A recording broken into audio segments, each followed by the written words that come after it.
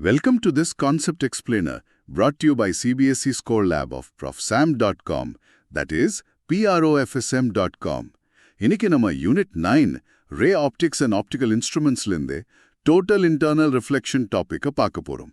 எக்ஸாம்க்கு தேவையான பாயிண்ட்ஸை ரொம்ப சிம்பிளா பயம் இல்லாம எப்பவுமே ஞாபகம் வச்சுக்கிற மாதிரி எக்ஸ்பிளைன் பண்றேன்.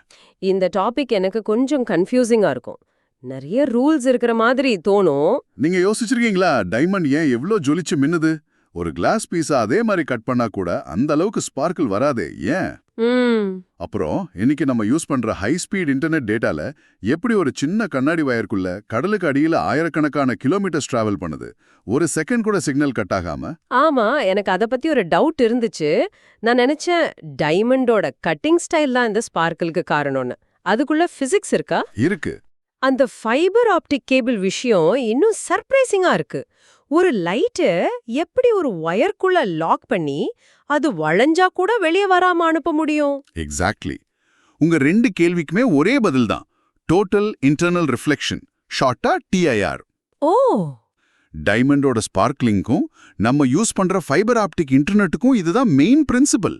இன்னைக்கு இதை பத்தி பார்த்தோம்னா உங்களுக்கு இனிமே இந்த டாபிக் மேல எந்த பயமோ கன்ஃபியூஷனும் இருக்காது. Okay, let's start. நான் ரெடி. சரி, இதை நம்ம ஸ்டெப் பை ஸ்டெப்பா பார்க்கலாம். ஃபர்ஸ்ட், இதோட கோர் ஐடியா என்னன்னு சொல்றேன். ரொம்ப சிம்பிள். அதாவது லைட் ஒரு டென்சர் மீடியம்ல இருந்து, ஃபார் எக்ஸாம்பிள் கிளாஸ் மாதிரி ஒரு மீடியம்ல இருந்து ஒரு ரேரர் மீடியம்க்கு, அதாவது காத்து மாதிரி ஒரு மீடியம்க்கு டிராவல் பண்ணும்போது ஒரு பர்டிகுலர் ஆங்கிளை விட அதிகமா போனா அந்த லைட் வெளியே எஸ்கேப் ஆகாது, திரும்பவும் அந்த டென்சர் மீடியம்குள்ளேயே ரிஃப்ளெக்ட் ஆயிடும். அந்த பவுண்டரியே ஒரு பெர்ஃபெக்ட் மிரர் மாதிரி ஆக்ட் பண்ணும்.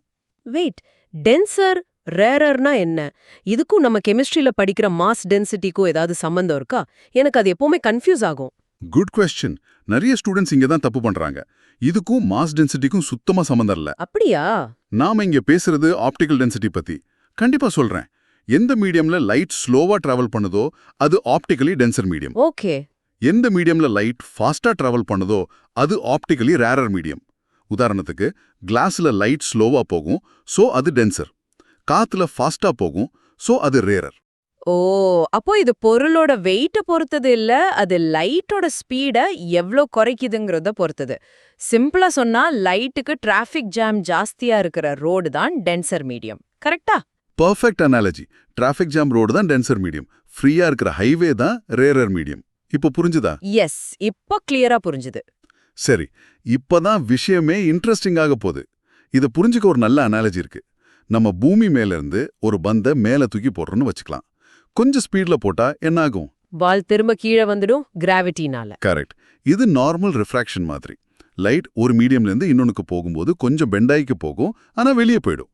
இப்போ எஸ்கேப் வெலாசிட்டின்னு சயின்ஸ்ல ஒரு டேர்ம் இருக்கு. அந்த ஸ்பீட்ல அந்த பந்தை போட்டா என்ன ஆகும்? அது பூமியோட கிராவிட்டியை தாண்டி ஸ்பேஸுக்கே போயிடும், திரும்ப வராது. எக்ஸாக்ட். லைட் விஷயத்துல இந்த எஸ்கேப் வெலாசிட்டிக்கு ஈக்குவலா ஒன்னு இருக்கு. அதுக்கு பேர் தான் கிரிட்டிக்கல் ஆங்கிள். ஓ, கிரிட்டிக்கல் ஆங்கிள். அந்த ஆங்கிள்ல லைட் போனா அது அந்த பவுண்டரியை விட்டு பிரியவே பிரியாது. அந்த சர்ஃபேஸ் உடைய 90 டிகிரியில டிராவல் பண்ணும். It's on the edge of escaping. Okay, அப்போ அந்த எஸ்கேப் வெலாசிட்டியை விட இன்னும் அதிகமா ஸ்பீட்ல போட்டு ஆக்சுவலா அப்படி பண்ண முடியாது. பட் லைட் விஷயத்துல அந்த கிரிட்டிக்கல் ஆங்கிளை விட பெரிய ஆங்கிள்ல லைட் போனா என்ன ஆகும்? அப்பவும் எஸ்கேப் ஆகுமா? Super question. பால் விஷயத்துல அது இம்பாசிபிள். பட் லைட் விஷயத்துல நம்ம ஆங்கிளை இன்னும் அதிகமாக்க முடியும். அப்போதான் இந்த மேஜிக் நடக்கும். லைட்டும் அந்த கிரிட்டிக்கல் ஆங்கிளை தாண்டிட்டா அது அந்த டென்சர் மீடியமை விட்டு எஸ்கேப் ஆகவே முடியாது. உள்ள லாக் ஆகி திரும்ப அந்த டென்சர் மீடியம்குள்ளேயே ரிஃப்ளெக்ட் ஆயிடும். வாவ், அந்த எஸ்கேப் வெலாசிட்டி அனாலஜி ரொம்ப பவர்ஃபுல்லா இருக்கு. சோ கிரிட்டிக்கல் ஆங்கிள்ங்கிறது அந்த பவுண்டரி லைன்ல இருக்கிற லாஸ்ட் சான்ஸ். அதை தாண்டிட்டா no escape, you are trapped inside.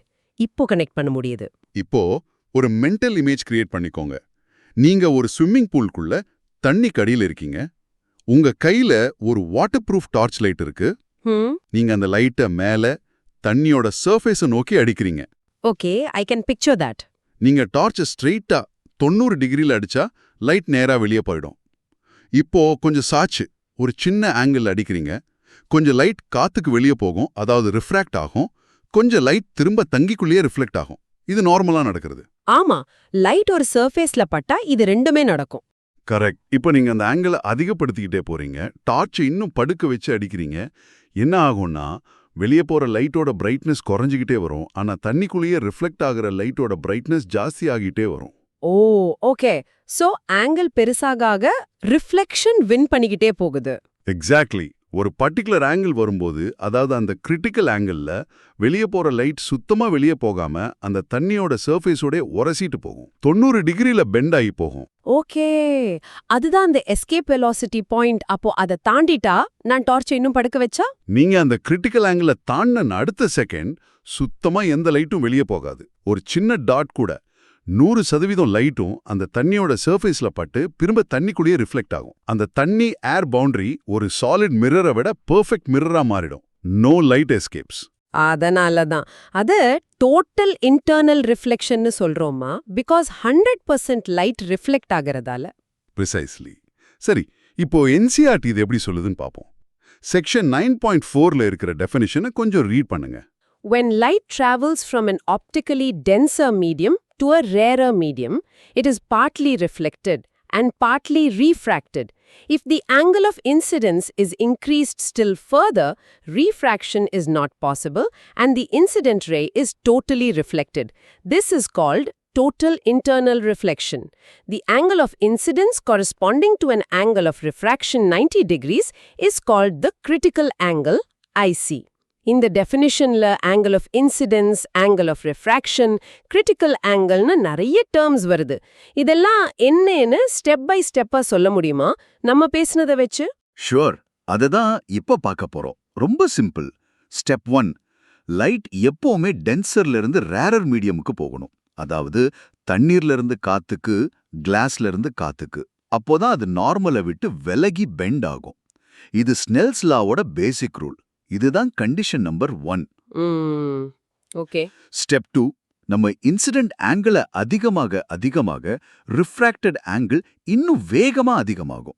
சரி. ஸ்டெப் 3, ஒரு பர்டிகுலர் இன்சிடென்ட் ஆங்கிள்ல அந்த ரிஃப்ராக்டட் ஆங்கிள் கரெக்டா 90 டிகிரி ஆயிடும். அந்த இன்சிடென்ட் ஆங்கிளுக்கு பேர் தான் கிரிட்டிக்கல் ஆங்கிள், ஐசி.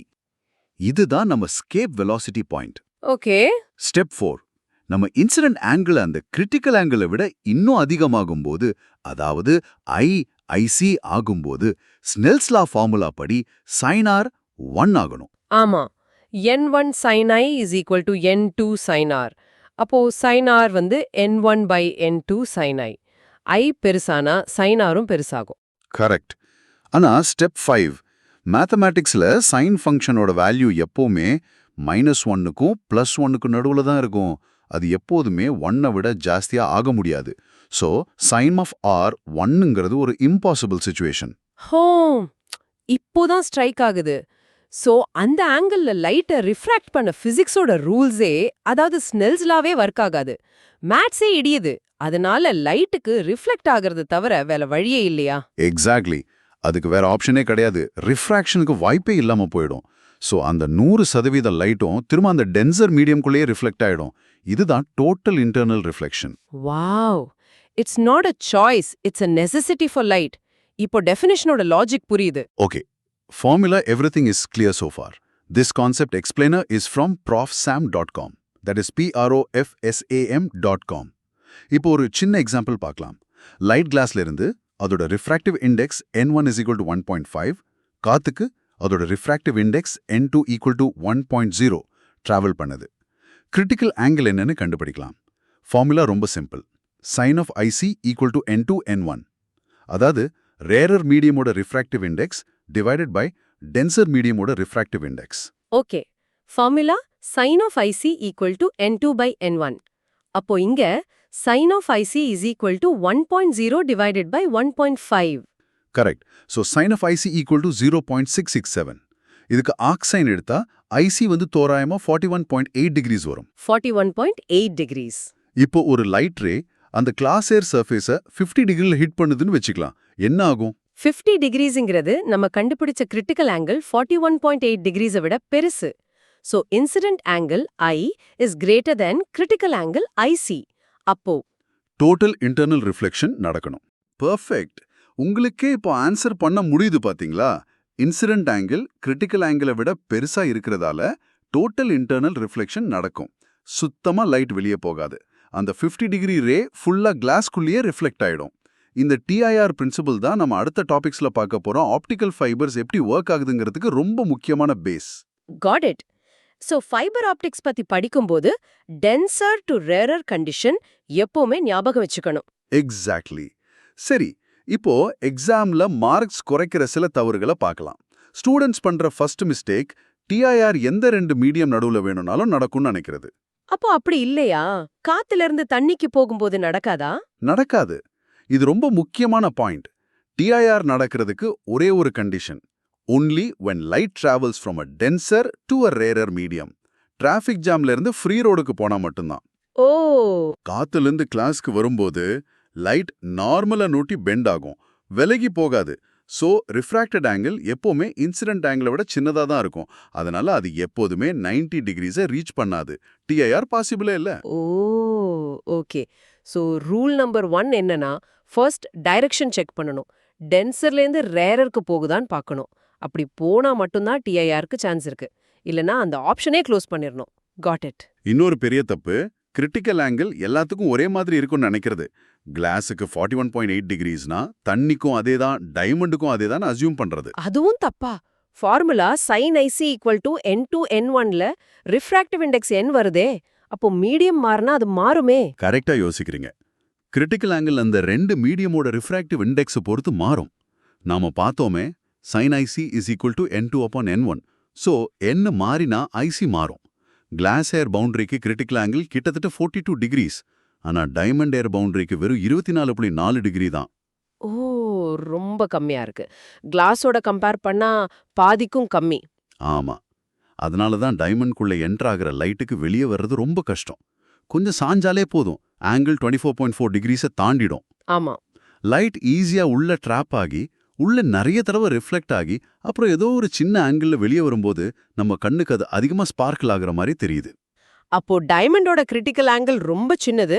அதனால அதுல லைட் ஈஸியா ட்ராப் ஆகி நிறைய ஸ்பார்க்கிள் ஆகுது. ஸ்டார்டிங்ல கேட்ட கேள்விக்கு பதில் இப்பதான் ஃபுல்லா புரியுது. It's not just the cut, it's the physics of its low critical angle. Super. Correct. இப்போ இது ஈஸியா ஞாபகம் வச்சுக்க ஒரு ஃப்ரேஸ் சொல்றேன். டென்சர்ல இருந்து ரேரருக்கு ஆங்கிள் பெருசா இருந்தா லைட் உள்ள ட்ராப் ஆகிடும். இத மட்டும் ஞாபகம் வச்சுக்கோங்க. TIRோட ஃபுல் சம்மரி இந்த ஒரு லைன்ல இருக்கு. டென்சர்ல இருந்து ரேரருக்கு ஆங்கிள் பெருசா இருந்தா லைட் உள்ள ட்ராப் ஆயிடும். ஓகே, இது ரெண்டு கண்டிஷன்ஸையும் கவர் பண்ணுது. ஈஸியா இருக்கு. நம்ம கையை வச்சே கூட இத பிராக்டிஸ் பண்ணலாம். ஒரு கையை சர்ஃபேஸ் மாதிரி ஃப்ளாட்டா வச்சுக்கோங்க, இன்னொரு கையை இன்சிடென்ட் ரே மாதிரி கொண்டு வாங்க, டென்சர் மீடியம்குள்ள இருந்து வர்ற மாதிரி. ஆங்கிளை பெருசாக்கிட்டே போய் கிரிட்டிக்கல் ஆங்கிளை தாண்டுற மாதிரி ஆன உடனே அந்த கையை வெளியே கொண்டு போகாம திரும்ப பவுன்ஸ் ஆகி உள்ள வர்ற மாதிரி ஆக்ஷன் பண்ணுங்க. இந்த பிசிக்கல் ஆக்ஷன் எப்பவுமே ஞாபகத்தில் இருக்கும். ஓகே, நான் இப்போ பண்ணி பார்க்குறேன். Incident ray angle increasing crosses critical angle and reflects back in. ஆமா, இந்த ஆக்ஷன் அந்த ரே திரும்ப அதே மீடியம்குள்ள போகுதுன்னு ஞாபகப்படுத்த உதவுது. இன்னும் சிம்பிளா ஞாபகம் வச்சுக்க உங்க இன்டர்நெட் கனெக்ஷனை நினைச்சுக்கோங்க. No TIR, no high speed fibre internet. உங்க யூடியூப் வீடியோ பஃபர் ஆயிட்டே இருக்கும். இது எப்பவுமே ஞாபகம் இருக்கும். அடுத்த வாட்டி யூடியூப் பஃபர் ஆனா எனக்கு ஃபைபர் ஆப்டிக் கேபிள்குள்ள TIR சரியா நடக்கலையோன்னு தான் யோசனை வரும். சோ இன்னைக்கு பார்த்த டாபிக்கோட 3 இம்பார்ட்டன்ட் பாயிண்ட்ஸை சம்மரைஸ் பண்றேன். எக்ஸாம்க்கு இது மட்டும் ஞாபகம் இருந்தா போதும். 1. Total internal reflection. லைட் ஒரு டென்சர் மீடியம்ல இருந்து ரேரர் மீடியம்க்கு டிராவல் பண்ணும்போது மட்டும்தான் நடக்கும். Direction is key. 2. அதுவும் இன்சிடென்ட் ஆங்கிள் கிரிட்டிக்கல் ஆங்கிளை விட பெருசா IC இருந்தா மட்டும்தான் நடக்கும். Angle is the trigger. சரி. 3. TIR நடக்கும்போது அந்த பவுண்டரி ஒரு 100% பெர்ஃபெக்ட் மிரர் மாதிரி ஆக்ட் பண்ணி லைட்டை வெளியே விடாம உள்ளேயே ட்ராப் பண்ணிடும். இதுதான் ஃபைபர் ஆப்டிக்ஸ் அண்ட் டைமண்டோட ஸ்பார்க்கிளுக்கு காரணம். Clear. Tensor to rarer, I greater than IC and perfect mirror. இந்த 3 பாயிண்ட் ரொம்ப கிளியரா ரெஜிஸ்டர் ஆயிடுச்சு. இனிமே மறக்காது. 12th CBSE Physics, Chemistry and Mathsல மேக்ஸிமம் மார்க்ஸ் வாங்க profsam.comக்கு விசிட் பண்ணுங்க. அது PROF SAM அப்படிதானே? ஆமா, PROFSAM.com. அடுத்த கான்செப்ட் எக்ஸ்பிளைனர்ல சந்திக்கலாம். நன்றி.